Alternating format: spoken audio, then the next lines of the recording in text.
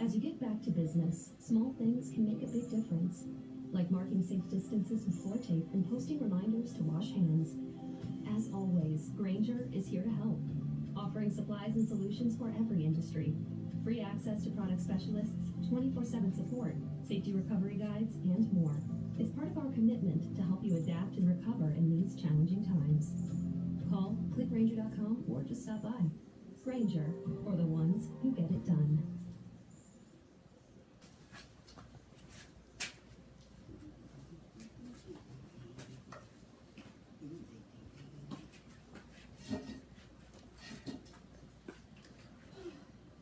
Hello everyone, and welcome to the first ever Albie Aware Wine event, which I'm so excited about, and hopefully the first of many.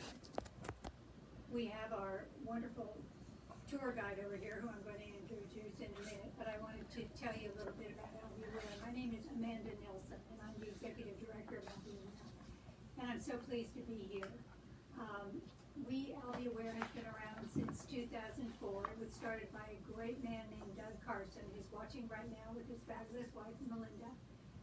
And since its inception, we have been working with people who are either uninsured or underinsured to provide them with financial assistance for very critically needed diagnostic screening tests. We also provide breast health education classes, and we are patient advocates.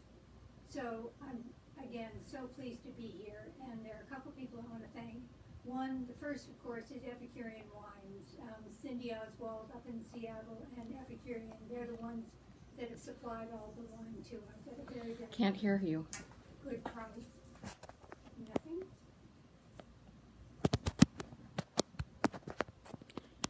Say something about technical difficulties here. We're having some technical difficulties. If there are any of you that are lip readers. Just go ahead, keep going up, Amanda. Okay. Okay. So I wanted to give a big shout out to Epicurean Wines, which I'm just so very grateful to.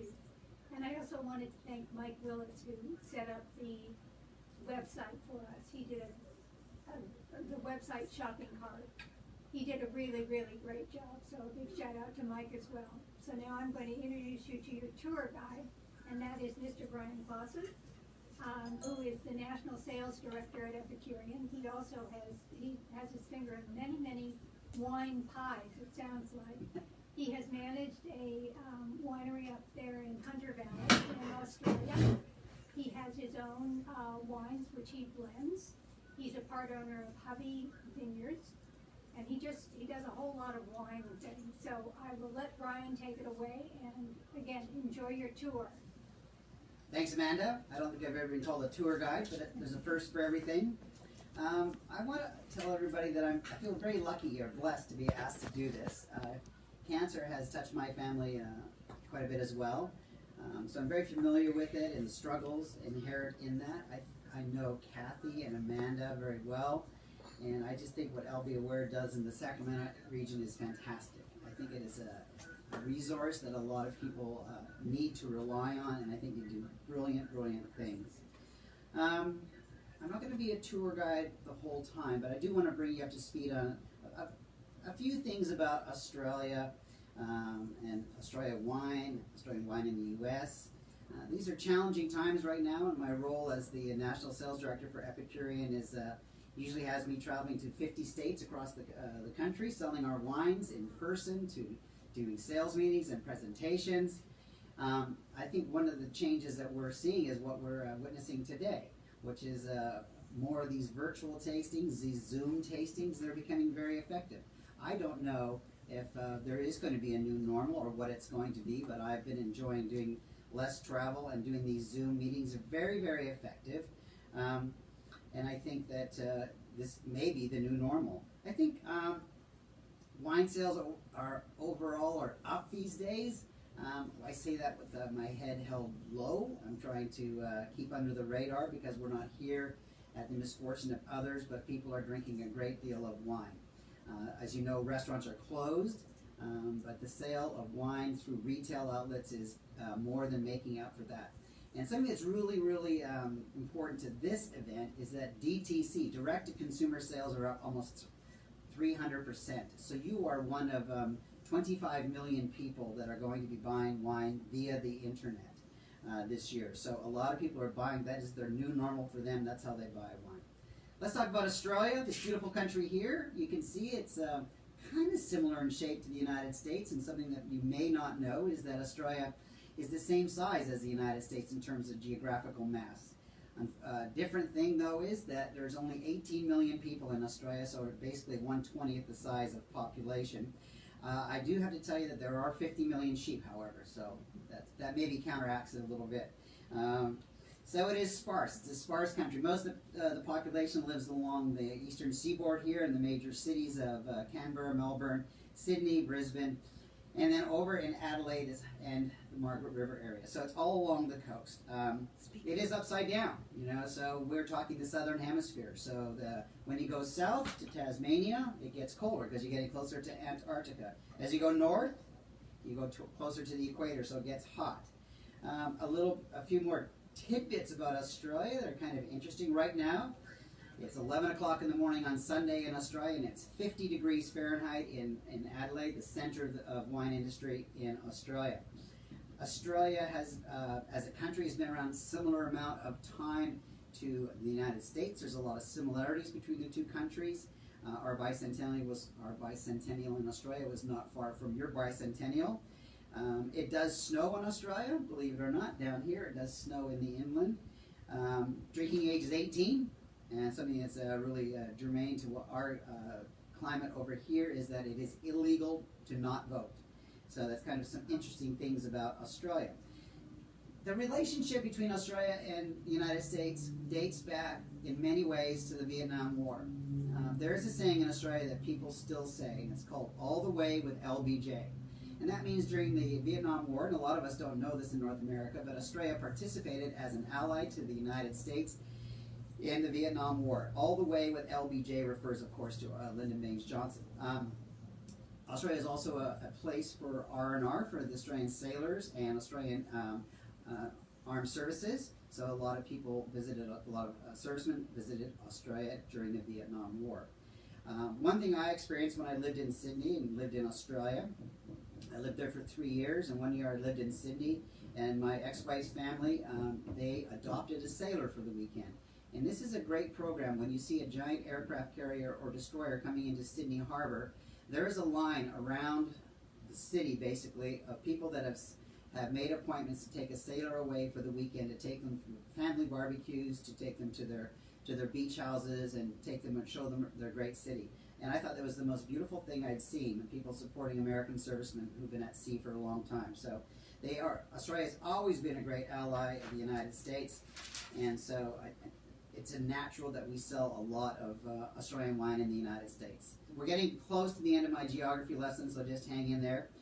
We're now going to start drinking some wine very shortly, and these will be one of the 30 million glasses of Australian wine that are consumed every day around the world.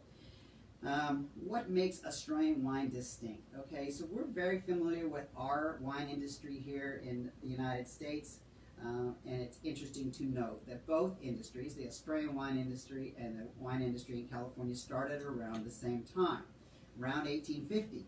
And they started kind of for the same reason. I would like everybody in this area to remember that the wine industry in California did not start in Napa or did not start in Sonoma. It started in our own backyard in the Sierra foothills. People that came for the gold rush, a lot of them were Italian and French immigrants, and they brought plantings with them, cuttings with them. And so the wine industry started between Placerville and Angels Camp in the Sierra foothills in around 1850. That variety we've come to know as Zinfandel. The original cuttings were the Italian clone, so it was called Primitivo. So both industries started about 1850, both around the gold rush. Believe it or not, there was a gold rush in Australia very soon after the gold rush in the United States, in a town called Ballarat. Anyway, Australian wine, Australians drink a lot of wine. Per capita consumption in Australia is almost 5 times what per capita consumption is in the United States. So we love our wine in Australia. It goes good with every meal, and so we drink a lot of it.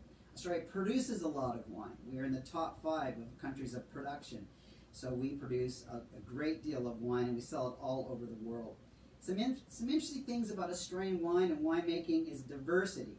Diversity of climate. This is a big country, so there's a lot of difference between the snowfields of Victoria and the Great Barrier Reef up here. So there's a divergence of a diversity of growing regions, which gives you the diversity of opportunity to grow different grape varieties, make different styles.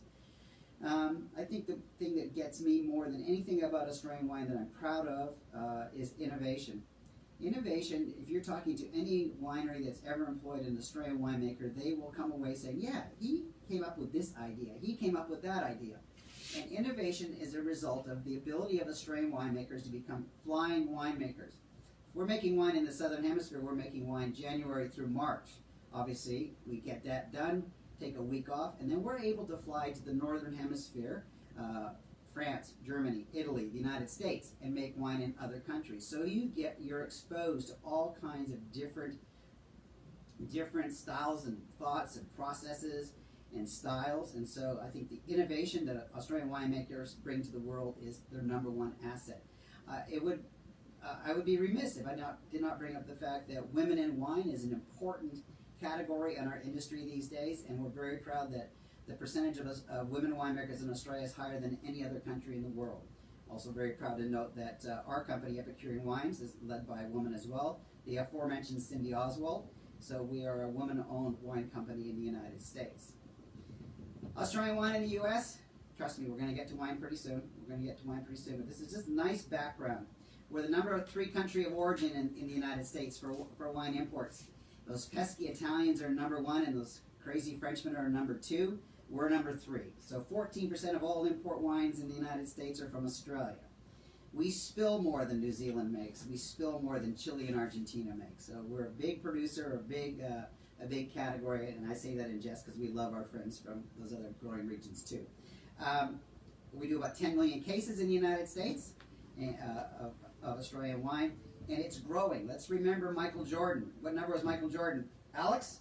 I don't know. Number 23. 23%. That's the level of increase in sales every year that Australian wine experiences. Alex is no longer invited to this tasting. Okay? And the category that works for Australia is not $6.99. It's not $9.99. It's $15 to $30. That's where we buy. That's where we do really, really well with our wines. Wine from Australia has a QVR. Alex, what does QVR mean? I don't know. Okay, quality value relationship. So quality and value, okay? Kathy would have known that. Anyway, so quality value. We make really, really good wine. We sell it at pretty fair prices. And how can we do that? First thing, land is inexpensive in Australia. The land here, acre here in the beautiful growing area of Mudgee is probably $5,000. An acre in Napa, who can guess? Amanda Exactly. could guess. Amanda came up with 500,000. That's probably right in the ballpark for Napa Cabernet Vineyard stuff. So we are a less expensive land cost. Labor cost is quite high in Australia because we don't have those beautiful Mexican people that come across and pick our grapes, and we miss that in Australia. We pay a lot for our labor in Australia. It is also the exchange rate. The exchange rate today is 0.72. So the exchange rate has always been favorable to Australian imports. And one of the other things is that we ship our wine here very, very inexpensively. There are a lot of empty boats, container ships going from Australia to the United States, because Australia imports a lot more than they export to the U.S. As a result, we can ship a case of wine from the port of Sydney all the way across the equator to the port of Oakland for $2.23. Of course, we have to do 1,200 of those cases in a container to get that rate. And a little tidbit for those people in business or in the shipping business, we ship all our containers under the water line, which means that they have the temperature fluctuations as they cross the equator are a lot smaller because we're shipping underneath the water line. The last tidbit before we drink wine, I know you're salivating, but here we go. The wine business in America is a 3-tiered system mandated since Prohibition because of the fear of the mafia getting involved in the wine industry. Therefore, it is mandated that we sell to, as a supplier/importer, we must sell to a wholesaler who must sell to a retailer, and a retailer sells to the consumer. When you buy the wine later today, you're going to be buying it from an online retailer. We have to keep those 3 tiers in the industry. Okay, is everybody bored today now? We have a question, yes? Yes, you have a question. Brian, Steve Archibald, one of the board members for Albie Aware, had a very important question for you, and he asked, when wine is poured in Australia, does it churn clockwise or counterclockwise? You know, you would be surprised to see how quickly that comes up on Google, because everybody thinks when they go to Australia, the first thing they do, they land at the airport and they go to the bathroom and they flush the toilet to see if the water goes the other way. I hate to say this, but it does not. It goes the same way, all right? So that's the answer to that, Steve. Okay, the wines we're going to taste today, they're something that's, they're all different. We have different styles. Old world, like France. New world, like Chile. Old hot climate, like the Barossa Valley. Cool climate, like the Adelaide Hills. And style, variety, classic versus new. Cabernet versus something called Fiano. Yeah, we have some new varieties. One thing that is common about all these wines, all the wines that we're tasting today are all family owned. So Australian wineries, over 70% of Australian wineries are owned by families. That's something they're very proud of, and as a result, nobody's going to put wine with their name on it unless they're very, very proud of it. Okay, we're getting closer. We're getting closer. Okay, we're going to pour the first wine, and we're going to do a little lesson on how to taste wine. I have Okay? another question real quick. Oh my God. Okay, Jeff Webster wants to know how great an impact were the wildfires on the Aussie wine industry? Great question, Jeff. Okay, the wildfires were centered mostly around here, Canberra. Canberra is the capital of Australia, and it has one of the grooviest appellations ever called Tumbarumba. All right, there's where the fires are, between Sydney and Melbourne. That's where most of the fires were. This is not a big viticultural area, so very few vineyards were affected. Where there was other fires was here in Adelaide, in the Adelaide Hills, and that's our first wine. There was some bushfires there, and only one vineyard winery lost its building. Vineyards are natural fire breaks for fires, so you'll note that the fire that we had in Napa and Sonoma down in Carneros, no vineyards are damaged. The houses, the structures, the trees around the vineyard are all terribly destroyed, but there's not enough fuel in a vineyard to sustain a fire, so that's what happened there. Okay, so when we taste wine, we're going to do a couple of things. We're going to do our nose, our eyes, our nose, and our mouth. Okay? So for our eyes, if it's a white wine, yes? Are you going to introduce the wine? Yeah, the first one the order we're tasting the wines in today is going to be the Sauvignon Blanc from Sidewood, followed by the Fiano from Unicozello, followed by the Chardonnay from Clairol. Okay, so those are the first three whites. We taste white wines from dry to sweet, from lighter to heavier. Dry to sweet, dry to full is the order that we taste wines in. When we have a wine in our glass, if it is a white wine, we're doing a couple things.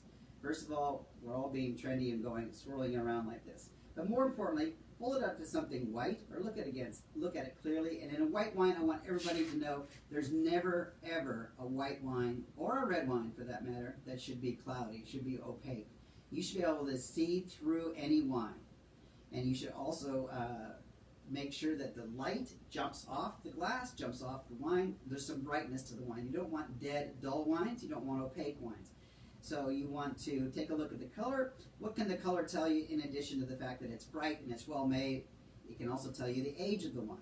So for the winophiles out there, aging of wine is the using up of free sulfur. Free sulfur dissipates as it makes contact with oxygens, and the wine will get darker. All right, so the first thing is we looked at the color of the wine. We looked at the brightness of the wine. The other thing is you swirl around like this, and there's, I think, too much emphasis put on this, but if you notice as the wine drips down the inside of your glass, if it comes in sheets or comes in legs. People always talk about the legs of a wine. Basically, that's viscosity and alcohol. It's nothing more. I think it's an overused wine term, but people use it sometimes. The next thing you do is I want you to put your nose in it. I want you to swirl around vigorously, and what you're doing here is the first wine geek term of the night. We are volatilizing the esters. So if anybody remembers that at the end of the night, I have a $20 Australian bill to send you if you remember that term. Volatilize the esters. Shake it around. Make sure the esters, the smells, the fragrances of the wine get thrown away from the wine into the glass. And then we're going to stick our nose in it. And if I can say one thing, which I can't when I'm sniffing, but continue to sniff. Don't stop. Keep sniffing until you almost like choke. Because a lot of flavors, it's a very lengthy process. Smell it. Now in this wine, I think it's really, really important to always use your own terms. So what does that wine smell like? Well, I think this wine smells like a little bit of lemon, a little bit of green apple, but it's most important that you use your own terms. So does this smell like a walk at Ansel Hoffman Park and the jasmine that you walk through? Does it smell like your mom's kitchen when you come home after school? Or does it smell like your trunk when you forgot your tennis bag in there for a week? So you got to use your own terms. I think this wine smells brilliantly fresh Sauvignon Blanc.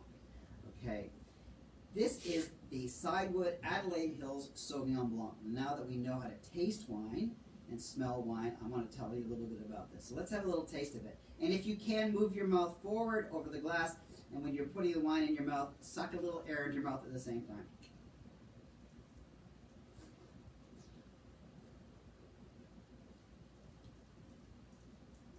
Be vigorous. Taste. See where it sits on your tongue. This wine doesn't sit at the front of the tongue very much. It sits at the back of the tongue. Why is that? Alex? Alex doesn't know that one either.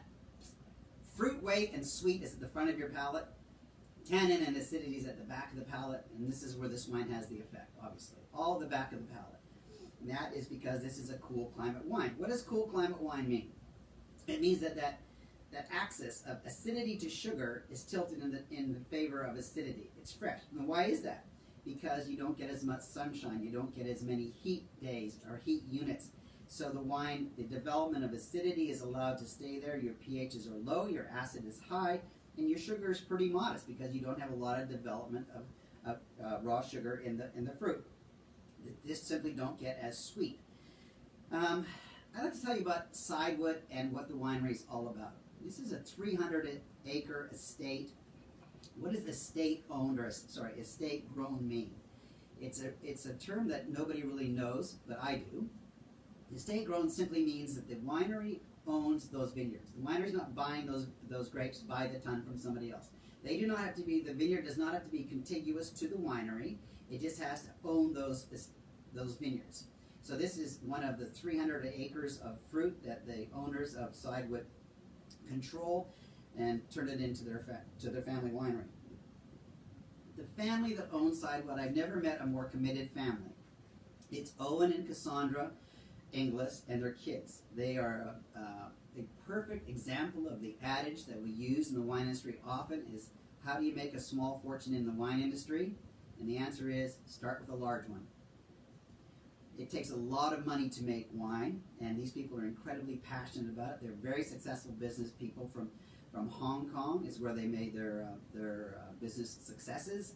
They're both native Australians. They moved back, bought 300 acres of vineyard. They plant the best fruit, the best clones of each variety. That use the best barrels. They have the highest, the best winemaker in the Adelaide Hills. So Sidewood is a star. They are rated by the local wine rating magazine in Australia. James Halliday is a 5-star Red Star winery, which is the highest rating you can get. Back to the wine. I think the wine is really, really fresh and approachable. It needs a little bit of fresh, lighter food. This wine is a perfect partner to raw oysters. The city of Adelaide is on the ocean, and the oysters are world famous there. I seem to get a little bit of maybe some flavors that would go better with sushi or Asian food. I think this is also wine that just goes really, really well on its own. It's the first wine of the evening. It's perfect because it has that fresh acidity. It gets our mouth going. We are salivating. I don't mean to be gross, but that's what our mouth is doing right now. We're producing saliva because of the acidity, and so this is a fantastic first wine of the night. Does anybody have a question? Okay. I do have a question from Cindy. No, from Carrie Yoshida, and she's asking: are the grapes always from the same region, or do the wineries ever buy grapes elsewhere and make their wine from other. Absolutely, absolutely. So we're going to talk about this winery later on. This is called Mr. Riggs. We're going to talk to that as a sort of a standalone item. But he is here. He is in the Barossa Valley, but he loves the grapes for Cabernet from Coonawarra. This is much colder, austere growing area. So he will buy Cabernet from there. When we lived in the Hunter Valley, we didn't grow very good Cabernet, so we would buy it from Munchie. That's a great question, and you can buy fruit from anywhere you want, and you would buy it from the growing area that makes the most sense for that variety. And of course, as what I just said, that would not be called estate grown, correct? And Yes. I have another question about this wine specifically from somebody that I know very well. His name is Jason Conkus. Oh my God. And he wants to know what temperature would you recommend serving this wine? 52 degrees, Jason. 52 degrees. 52 degrees for whites and 58 for reds. So that's a little bit cooler for reds. So, all right. So the next wine we're going to try. Okay. Not going to drink these. I'm going to pour them into the garden, but you guys can enjoy them. The next wine is really exciting to me. Okay. This is probably the most exciting wine that we have dealt with at Epicurean, and one of the most exciting wines in America right now. So we're going to go away from the traditional winemaking lexicon, and we're going to talk about a group of people, a husband and wife team, that want to change the paradigm of Australian wine in the United States. They don't want us talking about Chardonnay by the glass. They don't want us talking about Shiraz with barbecue. They want us talking about different varieties. And I call this intuitive winemaking. So first of all, let's think about the area. We're talking the Riverland. So we're going north of Adelaide, inland, north. What does north mean when you're a southern hemisphere country? It's getting hotter. Hot desert climate. The hot desert climate. The soils of Australia are 10 times older than the soils of North America. We're talking millions and millions of years. These soils are incredibly ancient. Actually, where this is grown is a former mountain range, all right, but is now a valley. This is called the Riverland, and the river they refer to is the Murray River. The mighty Murray, unfortunately, is now a little trickle. I am very short, and I can walk across the Murray River. The Murray River is an irrigated area that now has no irrigation because there's no water anymore. So it is desert. So you must find grapes that do well in the desert. And this goes along with the intuitiveness of Brendan and Laura Carter. Why in Australia, or why in Australia where we get zero rainfall and we get 300 days of sunshine, are we planting a variety that is native to an area of France, such as Syrah, that gets 160 days of sunshine and 13 inches of rain? Why are we planting those things in Australia? So they have found vineyards that have varieties that are native to desert climates. This is Fiano. Fiano's from Campania in Italy, and as a result, a region that gets very, very, very little rainfall and has very, very ancient soils. So this intuitive winemaking results in a wine that can grow, does not require irrigation, so if it does not require irrigation, it is dry. If it is dry, therefore there's no disease pressure. If the grapes get wet and through humidity, that's when you get mold and disease. This is grown dry. If the grapes are dry, there's no disease pressure. If there's no disease pressure, there's no need to spray. Therefore, this can be grown organically and dry. And then this wine is part of the new trend, if I can digress for a second, the new trend in winemaking in Australia and in the world is less or zero intervention in the winemaking. So this wine is grown without water. It is not sprayed. This wine is not inoculated with yeast in the winery. This wine is crushed pied à couve, which means we jump in the bin. Alex and I jump in the bin, take our shoes off, and we crush maybe a half a ton, and then we leave it overnight in the vineyard. And that gets attacked by wild yeast. Your yeast ferment starts in the broken grapes. We take that inside, put it in our vineyard, or in our winery, keep it cool, keep it covered, and that's our sourdough starter. That's our wild yeast ferment that starts this wine. We rack this. We don't filter this or fine this, and we don't add anything other than a small amount, 100 parts per million sulfur at the time of bottling. As a result, this wine is now part of this new, fast-growing craze in wine in Australia, wine in the world, which is natural wine. Natural wine is the fastest-growing category in the wine world. It is what the younger drinkers, such as Jason Conkus, are all about. Less intervention, more natural wines. These wines are, for the most part, extremely expensive because they're in small production.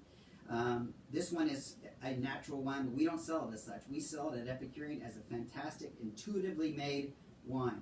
Before we drink the wine, I want to tell you a little bit more about Unico Zello. It means unique zeal. And Brendan and Laura Carter, I have drunk the Kool-Aid. I have been with them in Australia and in the United States, and I am committed to what they're doing. They are a certified sustainable business. They donate parts of their gross revenue to all kinds of organizations in terms of the environment. The thing that Cindy and I come away with after visiting these people is they walk the walk. They do not use pens at Sidewood because pens can only write for 3.2 kilometers on paper, and a pencil can write for 6.9 kilometers. So these guys are committed to, they're not hippies by any stretch of the imagination. That's our era. These are committed young Australians that are making wine in a very intuitive style. They recognize that Australia is a country of no rainfall, but it is so lush and rich in other natural ingredients. They make gin made out of all wild indigenous herbs. They make bitters and amaros, and their wines, I think, are ethereal, and our sales of these wines, we cannot keep them on the shelf. So let's taste this wine. So let's look at the color. You know, this has got a touch more golden hue than the previous wine. It is bright, even though this wine was never filtered or refined. This was wrapped, which just means by gravity taking it off the solids with a hose. You just let gravity take it, and from here down to solids, and you just take the valve to there, so you're just draining it off by gravity. The wine is not fined with any egg whites, which is quite often the case. Therefore, this is a vegan wine, a natural vegan wine made with Fiano. So think Campagna. So the wine has got a beautiful color. It's got great. It shines. It bounces the light. It's beautiful.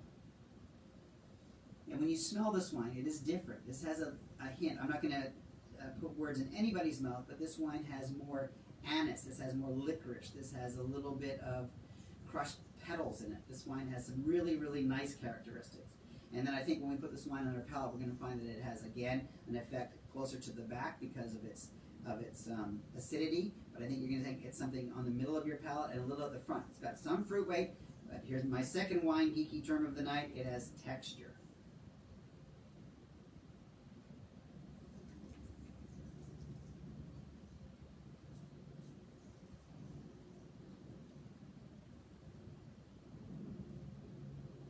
Another thing to judge a wine.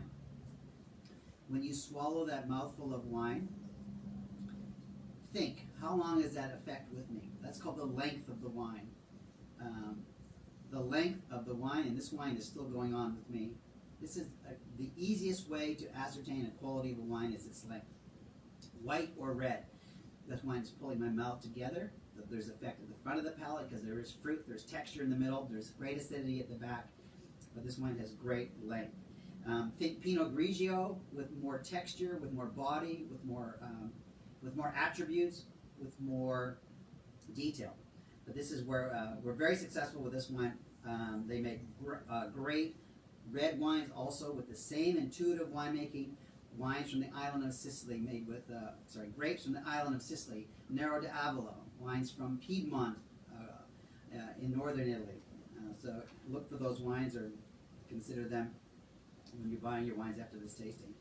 So I think that is an example of a great wine. And now we're going to move into some more classic wines, classic varieties, also from Australian producers. Any questions?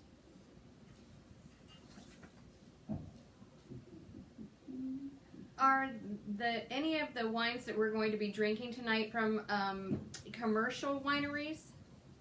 Not a one. No, all these wineries would be in terms of capacity. Let's, for our viewers, let's think of wineries up in the Sierra foothills or the smaller ones in Napa. I would say that the smallest producer here is probably The Last Wine, which is probably a total production of 12,000 cases. Unicozel is probably 15,000 cases. Cidewood is about 30,000 cases. Clairol is about 30. Langmuir is about 30. So these are small wineries. All of them are commercial in the fact that they need to make money. So they're commercial in that respect.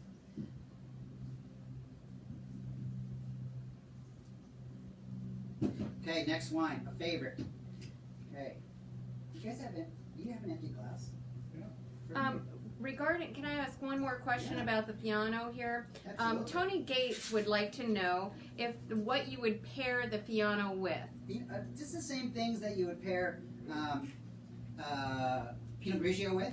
I think a real classic from Italy would be good prosciutto. So prosciutto and melon, whether it's cantaloupe or honeydew. I think that's a classic for this. Tony, I think this also goes really, really well with a cold seafood platter. This would be perfect with. And don't be afraid to mix fruit and vegetables into your platter with Fiano. Okay, this is, I'm excited about this. I'm excited about all these wines, but Clairol. Clairol is a wine from the Margaret River. So if all of us win the lottery tonight, we're all flying to Sydney, and we're going to go out for dinner in Sydney, we're going to Melbourne, and we're going to go to Brisbane. We're going to go to all the great restaurants in Australia, and every one of them is going to have the most expensive wine on their list. Is going to be from Margaret River. So Margaret River, way across the country here. 4.5-hour plane ride to the city of Perth, right? Down south of Perth is Margaret River. This is the most expensive, the most prestigious growing area in Australia. They fetch the highest prices. They have never discounted their wines. They don't have to. The production is relatively small. So these are great wines. Margaret River is famous for two things. Kathy, surfing, and what's the other one? Sharks. Sharks, exactly. That's a bad combination. But lots of great surfing in Margaret River and lots of great white sharks.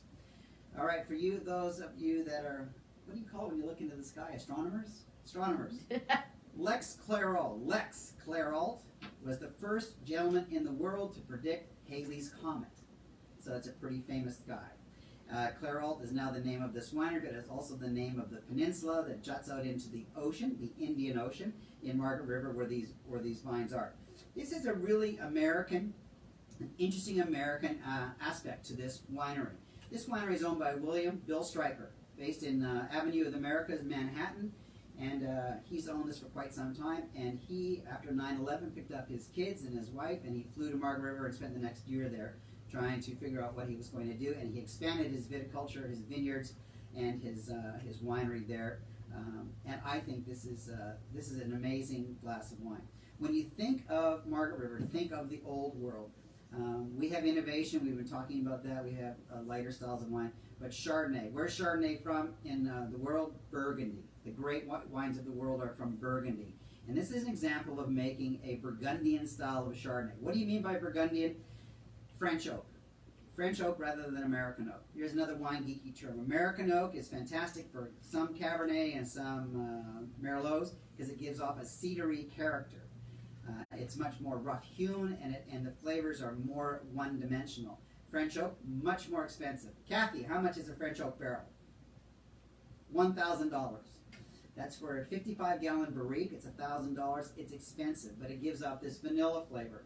For those chefs out there, when you make pralines, you're simply doing one thing. You're caramelizing sugar. You're basically putting sugar in a pan with a little bit of butter, and you're caramelizing the sugars. In French oak barrels, before the barrel is assembled, they're firing those staves, the inner staves of oak, with a tiger torch. They're caramelizing the sugar. So we order these barrels with light toast, tight grain, so the impact is smaller. But you're going to get these vanilla flavors, not cedar. You're getting vanilla. You're getting this richness. So barrel fermented Chardonnay from Margaret River. Let's taste this one. Beautiful color. It shows a little bit. This is the brightest white wine so far, I think. Shows a little bit more gold. But this wine is, according to the winemaker, he's going to be drinking this through 2025. 5 more years. We love aged wines, aged white wines in Australia, which makes us different in Australia. We love drinking aged white wines depending on the variety, but Chardonnay can age forever. So can Sauvignon Blanc. Just look at some of the Sauvignon Blancs from Bordeaux. Let's smell this wine, what we get. You get vanilla, obviously. You're going to get ripe pears, you're going to get some peaches, but you're getting riper flavors.